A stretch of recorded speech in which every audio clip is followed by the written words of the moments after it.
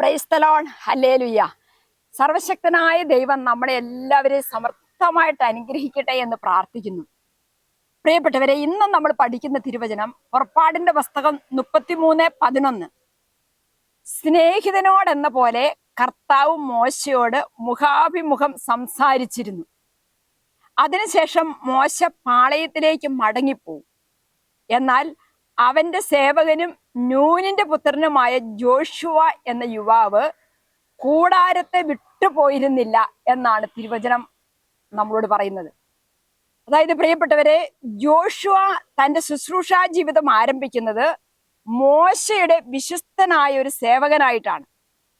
കർത്താവിന്റെ സന്നിധി വിട്ടുപോകാതെ അവിടെ ഇരുന്ന് ദൈവത്തോട് മോശയ്ക്ക് വേണ്ടിയും ദൈവജനത്തിന് വേണ്ടിയും മധ്യസ്ഥം പ്രാർത്ഥിക്കാനുള്ള നിയോഗം ജോഷുവ വിശ്വസ്തയോടെ നിർവഹിക്കുകയാണ്. ഉണ്ടോ? വചനം പറയുന്നു, കർത്താവെ, അവിടുന്ന് എന്നെ പരിശോധിച്ചറിഞ്ഞിരിക്കുന്നു. ഞാൻ ഇരിക്കുന്നതും എഴുന്നേൽക്കുന്നതും അവിടുന്ന് അറിയുന്നു. എൻ്റെ വിചാരങ്ങൾ അവിടുന്ന് അകലെ നിന്ന് മനസ്സിലാക്കുന്നു. എൻ്റെ നടപ്പും കിടപ്പും അങ്ങ് പരിശോധിച്ചറിയുന്നു. എൻ്റെ മാർഗങ്ങൾ അങ്ങേക്ക് നന്നായി അറിയാം.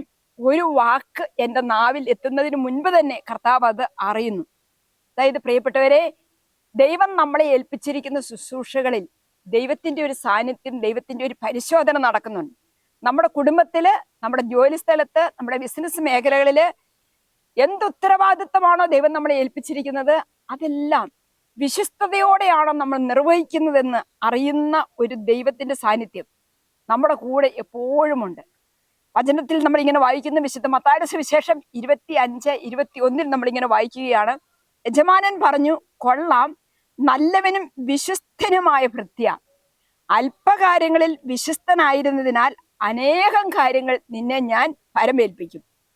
നിന്റെ യജമാനന്റെ സന്തോഷത്തിലേക്ക് നീ പ്രവേശിക്കുക. അതായത് ദൈവം ഒരു വ്യക്തിയെ ഉയർത്തുന്നത് വിശ്വസ്തത എന്ന പുണ്യത്തിലൂടെയാണ്. ദൈവം നമ്മളെ നിരന്തരമായിട്ട് പരിശോധിക്കുകയും അതിൽ നമ്മൾ വിശ്വസ്തരാണ് എന്ന് കണ്ടെത്തുമ്പോൾ ദൈവം നമ്മളെ ഉയർത്തുകയും ചെയ്യുന്നു. അതുകൊണ്ട് വിശുദ്ധ മദർ തെരേസ പറയുകയാണ്, നമുക്കെല്ലാവർക്കും വലിയ കാര്യങ്ങൾ ചെയ്യാനായിട്ട് സാധിക്കുകയില്ല, എന്നാൽ വലിയ സ്നേഹത്തോടെ ചെറിയ കാര്യങ്ങൾ നമ്മൾ വിശ്വസ്തയോടെ നിർവഹിക്കുമ്പോൾ ദൈവം നമ്മളെ അനുഗ്രഹിക്കുമെന്ന്.